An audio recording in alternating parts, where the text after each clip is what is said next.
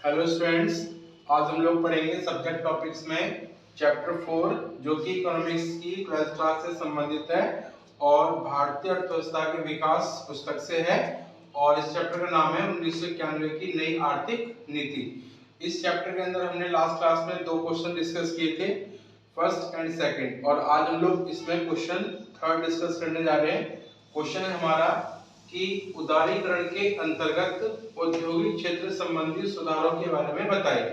यानी इस क्वेश्चन में आपसे ये पूछा गया है कि उदारीकरण के अंतर्गत जो 5 प्रकार के सुधार किए गए थे उनमें एक औद्योगिक क्षेत्र था जिसमें भी सुधार किए गए। तो औद्योगिक क्षेत्र में कौन कौन से सुधार किए गए इसके बारे में बताना है। तो इसका आंसर स्टार्ट करते हैं। आंसर थर्ड, उदारीकरण के अंतर्गत औद्योगिक क्षेत्र में निम्न नियंत्रणों को मुक्त किया गया, यानी कुछ नियंत्रण को हटा दिया गया, जिसमें फर्स्ट है औद्योगिक लाइसेंस का उन्मूलन। जुलाई 1991 में नई उद्योग नीति की घोषणा की गई। इसके अनुसार अब केवल 5 उद्योगों को छोड़कर बाकी सभी उद्योगों को लाइसेंस से मुक्त कर दिया गया। वे उद्योग पहला शराब, दूसरा सिगरेट, तीसरा रक्षा उपकरण, चौथा उद्योग विस्फोटक और पांचवा खतरनाक रसायन आदि थे। यानी कि इस समय 5 उद्योग को छोड़कर अन्य सभी प्रकार के उद्योगों से लाइसेंस हटा लिया गया, जिसका यह अर्थ हुआ कि 5 उद्योगों को अगर आपको करना है तो उसके लिए आपको लाइसेंस लेना पड़ेगा। बाकी इसके अलावा अन्य प्रकार के उद्योग के लिए आपको कोई लाइसेंस लेने की व्यवस्था नहीं है। और ये जो 5 उद्योग थे हमारे, ये पहला शराब, दूसरा सिगरेट, तीसरा रक्षा उपकरण, चौथा उद्योग विस्फोट और पांचवा था खतरनाक रसायन। सेकंड पॉइंट है सार्वजनिक क्षेत्र का संकुचन। नई उद्योग नीति के अंतर्गत सार्वजनिक क्षेत्र के लिए आरक्षित उद्योग की संख्या 17 से घटकर 8 कर दी गई।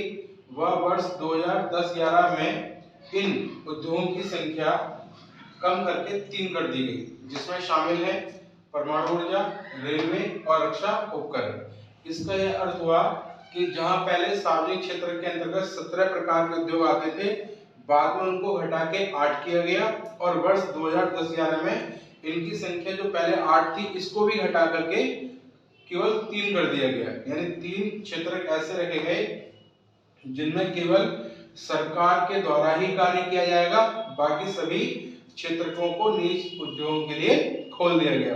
जो 3 क्षेत्र थे जिन्हें सरकार ने अपने पास रखा, उनमें पहला परमाणु ऊर्जा, दूसरा रेलवे एंड थर्ड था रक्षा उपकरण। और थर्ड पॉइंट है उत्पादन क्षेत्र से आरक्षण हटाना।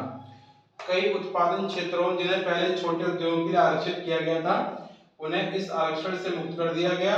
वह संसाधनों का आवंटन अब बाजार की शक्तियों द्वारा निर्धारित किया गया।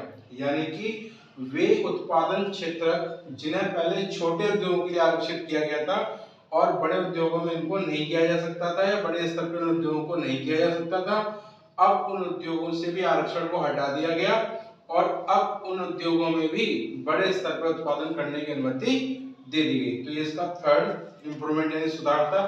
और फोर्थ है उत्पादन क्षमता का विस्तार। उत्पादन क्षमता को पहले लाइसेंसिंग के तहत जोड़ा गया था, अब लाइसेंसिंग मुक्ति का अर्थ उत्पादन क्षमता पर लगे रोग से मुक्ति। क्या उत्पादन करें, वह कितना उत्पादन करें का निर्णय बाजार शक्तियों पर छोड़ दिया गया। इसका यह अर्थ हुआ कि पहले लाइसेंस के अंतर्गत किसी भी उद्योग को कितना उत्पादन करना है और किस मात्रा में उत्पादन करना है, इसका निर्धारण सरकार के द्वारा कर दिया जाता था। लेकिन अब लाइसेंस से मुक्ति मिल गई, जिसका यह अर्थ हुआ कि क्या उत्पादन करें व कितनी मात्रा में उत्पादन करें, इसका निर्णय अब बाजार की शक्तियां यानी स्वयं उत्पादक अपनी बाजार की स्थिति को देख करके करेगा, सरकार पे उसे डिपेंड होने की जरूरत नहीं। तो इस प्रकार से ये चारों प्रकार के सुधार किए गए औद्योगिक क्षेत्र में, जिसके माध्यम से औद्योगिक क्षेत्र को अधिक उत्पादन करने की अनुमति मिली और वह बेहतर परफॉर्मेंस करने शुरू कर दी। तो उपयुक्त कार्य उद्योग क्षेत्र में किए गए। तो ये था हमारा क्वेश्चन थर्ड जो कि आज हमने डिस्कस किया है। और नेक्स्ट वीडियो में हम लोग अगला क्वेश्चन डिस्कस करेंगे।